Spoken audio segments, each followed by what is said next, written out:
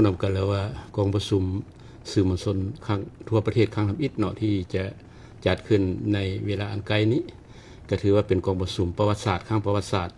เพราะว่าผ่านมาพวกเฮาก็บ่เคยจัดกองประชุมลักษณะนี้จักเทื่อถือว่ากองประชุมเทื่อนี้และมันมีส่วนสำคัญหลายต่อการพัฒนาเวียกงานสื่อมวลชนกระทั่งพรรคและรัฐบาลของพวกเฮาก็เห็นความสำคัญเกี่ยวกับสื่อมวลชนอันนี้ก็คือฮู้นำกันและเวียกงานสื่อมวลชนนี่มีความสำคัญหลายต่อการพัฒนาประเทศชาติฉะนั้นเพื่อเฮ็ดให้การกระตุกสุกยู่การพัฒนาเศรษฐกิจสังคมพัฒนาเกี่ยวกับเวียกงานป้องกันชาติป้องกันความสงบก็คือพัฒนาเวียกงานอื่นๆฉะนั้นสื่อมวลชนนี่เป็นตัวกระตุกสุกยู่ให้แก่การพัฒนาทุกด้านแล้วพวกเขาจะได้เต้าโฮมแนวความคิดความเห็นของบรรดาองค์การสื่อมวลชนทั่วประเทศบ่ว่าอยู่เมืองอยู่แขวงหรือว่าอยู่องค์การต่างๆที่เป็นสื่อมวลชนของภาครัฐภาคเอกชนเพื่อมาปรึกษาหารือกันเพื่อสร้างแผนพัฒนาองค์การสื่อมวลชนของพวกเฮานี้ในระยะยาวแต่นี้ไป5ปี2030และต่อๆไปอันนั้นถือว่าสำคัญหลายองค์การสื่อมวลชนของพวกเฮาในปัจจุบันก็ถือว่ามีการเติบใหญ่เข้มแข็งพอสมควรเทียบใส่ในระยะก่อนเนาะซึ่งว่าในระยะก่อนพวกเฮาก็ระบบเทคโนโลยีมันก็บ่ทันขยายหลายปานนี้ถือว่าแต่เก่าเฮาก็ตัวอย่างวิทยุเฮาก็กระจายแต่เสียงแต่มาฮอดปัจจุบันเทคโนโลยีขยายตัวพวกเขาหันจากระบบอนาล็อกไปสู่ระบบดิจิตอลซึ่งเป็นระบบที่ทันสมัยสื่อมวลชนที่ทันสมัยวิทยุก็เป็นวิทยุดิจิตอลฉะนั้นเฮ็ดให้การกระจายข้อมูลข่าวสารของพวกเขานี่กว้างขวางว่องไวทันการแล้วก็สามารถเข้าถึงทุกเป้าหมายที่พวกเขาอยากให้สร้างข้อมูลข่าวสารไปฮอดไปถึงเทคโนโลยีสมัยใหม่นี้ก็อันนึงก็เพิ่นก็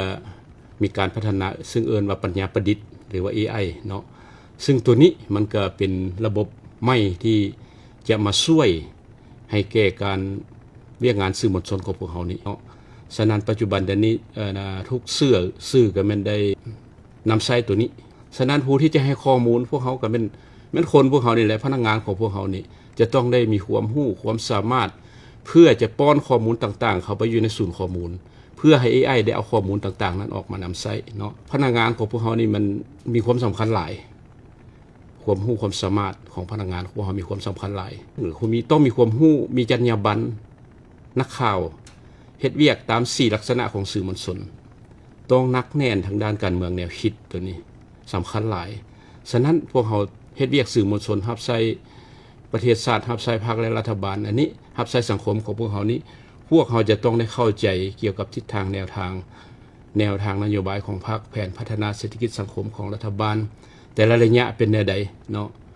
เพื่อพวกเขาจะได้เอาแนวนโยบายต่างๆแนวความคิดต่างๆออกนั้นออกมาเป็นรายการออกมาเป็นเนื้อในของสื่อมวลชนของพวกเขาเพื่อจะได้นำไปสู่ประชาชนให้ได้เข้าใจถึงทิศทางแนวทางนโยบายของพรรคและรัฐบาลของพวกเขาเพราะว่าเนื้อในนี้เป็นอันสำคัญหลาย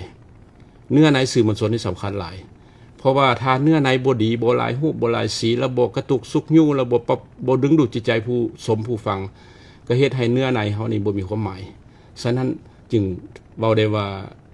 บุคคลนี่มีสำคัญหลายพนักงานของพวกเฮานี่สำคัญหลายพวกเขาจะต้องได้เอาใจใส่ก่อสร้างพนักงานของพวกเฮามีจรรยาบรรณมีความรู้ความสามารถอันนี้แหละมันสำคัญหลายและอีกอันนึงแหละมันสิ่งท้าทายเนาะสิ่งท้าทายในยุคดิจิทัลหรือว่ายุคสื่อสังคมออนไลน์นี้ก็คือฮู้นำกันแล้วว่า